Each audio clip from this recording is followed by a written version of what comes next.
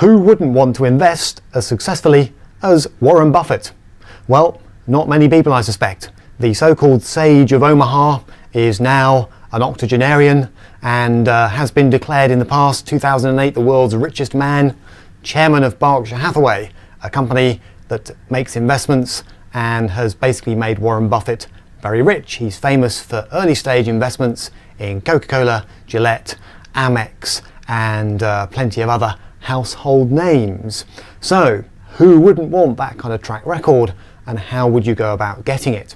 Well, today's video is how you can basically learn from Warren Buffett. It's quite difficult to be Warren Buffett in today's market, so you don't want to believe anyone who says you can be the next Warren Buffett, because frankly a lot of his gains were made in the early days.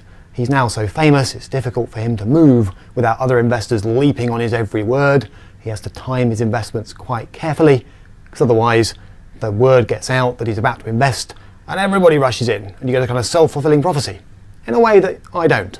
Alright, when I find myself a nice little investment, the only person who gets excited about it is my mum, and she doesn't know anything about it anyway.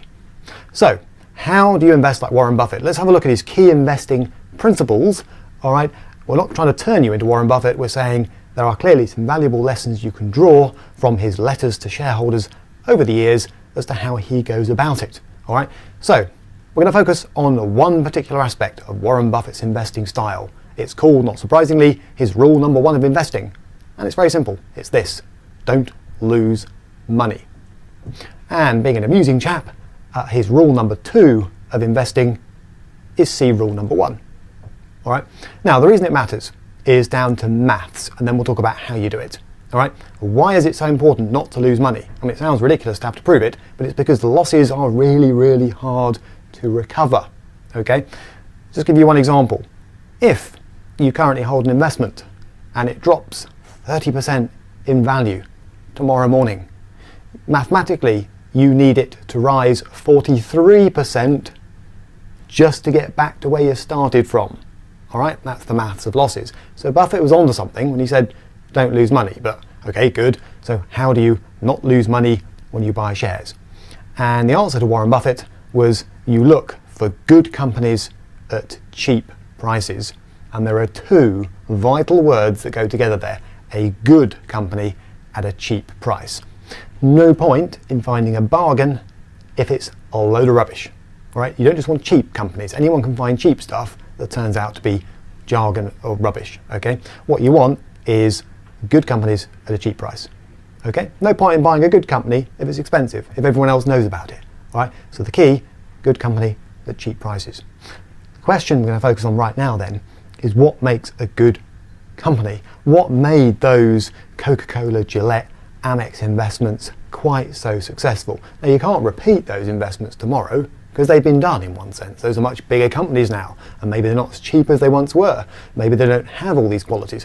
When you go rummaging around looking for stocks, trying to apply Warren Buffett's principles, what is a good company as far as he's concerned? Well, let's have a look at a few key investing lessons, investing the Warren Buffett way. Okay, so number one, you want companies with a high ROCE, return on capital employed, and low debt. Now, high return on capital employed, that means they are generating annually lots of bang per buck. Okay, I'm not going to do a lot of detail on return on capital employed in this video. Have a look at my related video, what is return on equity, but here's the concept. Okay, lots of bang per buck in profit terms combined with low debt. All right, and high return on capital employed, that just means if you take from a profit and loss account profit before interest and tax and put it over debt and equity capital employed, that's the capital that's come from shareholders and the capital that's coming from lenders and banks. So 1 year's profit before interest and tax over total capital employed as a percentage, you get ROCE. So in very simple terms, if that was 100 million from the profit and loss account sterling, that was 500 million, adding up shareholders funds and any interest bearing debt employed by the business, 100 over 500 as a percentage is about 20%. All right, so Warren Buffett said you want high return on capital employed with low debt. So you want this to be low. So the interest bill on that debt is also low. And he's absolutely right. Right? An awful lot of banks, for example, have driven up return on equity and return on capital employed by deploying gearing, debt, not adding any value.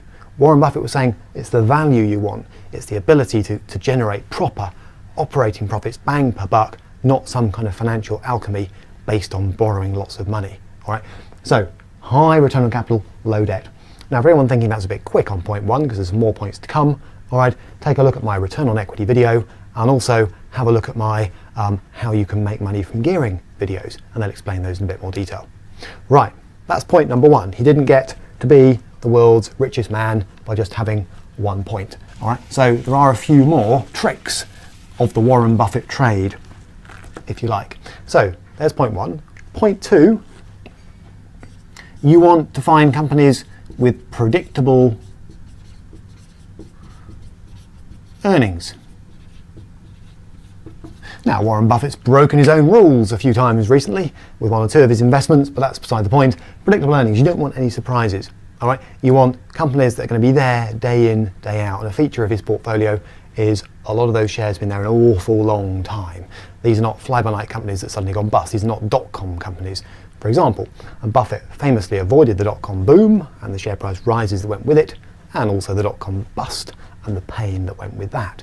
Okay, so steady, predictable earnings, and you want profits backed by cash flow.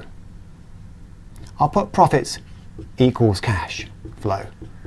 Now, analysts rather grandly call this cash cover, but you want to check, for example, that operating profits in the profit and loss account are not a kind of accounting mirage. You want to have a look at the cash flow statement and check that the cash from operations is in line with operating profit. Okay, cash cover is the idea there's lots of cash being generated for lots of operating profits. In other words, this and this bear some resemblance to each other, and Buffett likes that. Okay, he doesn't like firms where there's lots of profit being generated and virtually no cash.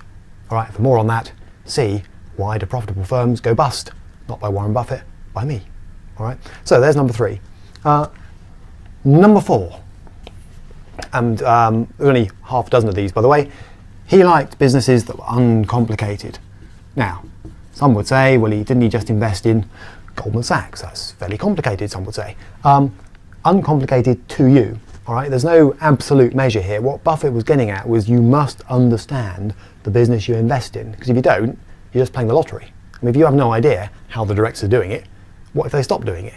All right, you're stuffed, okay? So find businesses that you understand, all right? And a lot of people, it's an obvious point to make, didn't have any clue how dot-com companies were ever going to make profits, all right, let alone generate cash flow. And Buffett's point was the business doesn't have to be hugely complicated or hugely simple. The fact is you've got to understand how it's doing what it does, okay? If you're an expert in financial derivatives, you will understand those businesses and you can invest in them. If you're not, you probably don't want to bother, all right? So, uncomplicated as far as you're concerned, all right? Good example, Gillette, one of Buffett's early investments.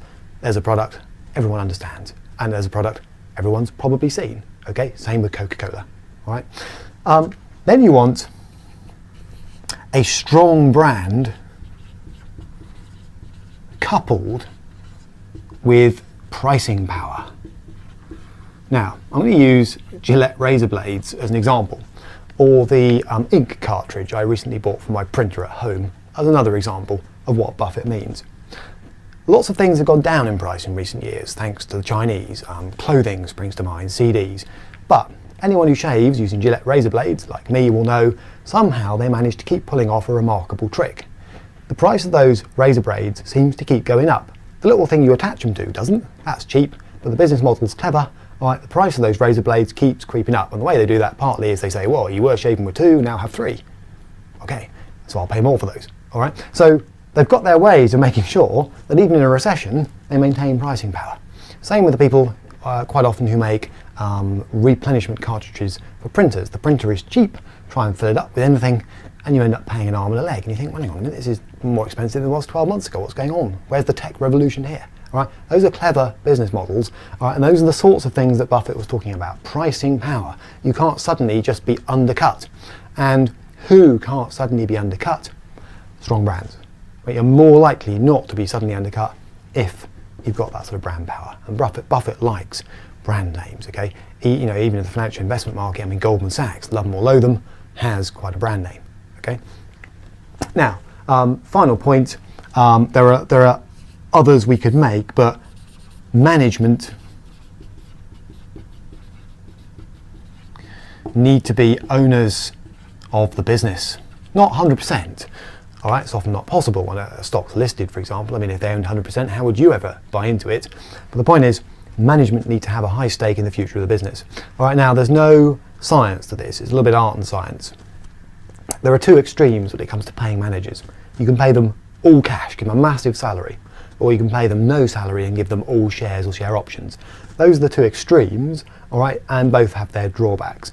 Pay managers all in cash with no shares or share options in the business you want to buy into, they're just going to do what they need to do to earn their salary and nothing more, goes the argument. Give them all shares and share options, and all they'll do is try and boost the share price very short term, cash in and get out. All right, so those two extremes often won't work, as attractive they might seem superficially. So there is obviously a middle ground here, but what you don't really want is management not prepared to back their own decisions with their own hard cash. Okay, so when companies take a look at the arrangement for directors, are they required to put a certain amount, a percentage of a year's salary or something, into shares by a certain time? You know, what's the management scheme that gets them into buying shares in the company? Because if they own some shares, at least, they're likely to be more committed to doing what you want them to do, which is raise the share price, not just collect their salary and go home, if you see what I mean. All right, and there's the problem with bonuses as well. You know, a bonus is fine, doesn't help you as a shareholder. All right, you know, a bonus doesn't have to have anything to do with share price increases. Look at banks recently. It can simply be part of the benefits negotiated by that particular director. All right, so Buffett said, make sure that the managers are to some extent owners of the business you're buying into. All right, so there you have it. When you're buying shares, half a dozen key invest like Buffett tips. Will these half a dozen tips turn you into Warren Buffett? No. There are historical reasons why he's the greatest investor of all time. Even he's found it more difficult to make money recently, almost by dint of who he is, okay? But these will help you benefit from all of that cumulative investing knowledge and experience. And that is the way that Warren Buffett can help you in your day-to-day investing decisions.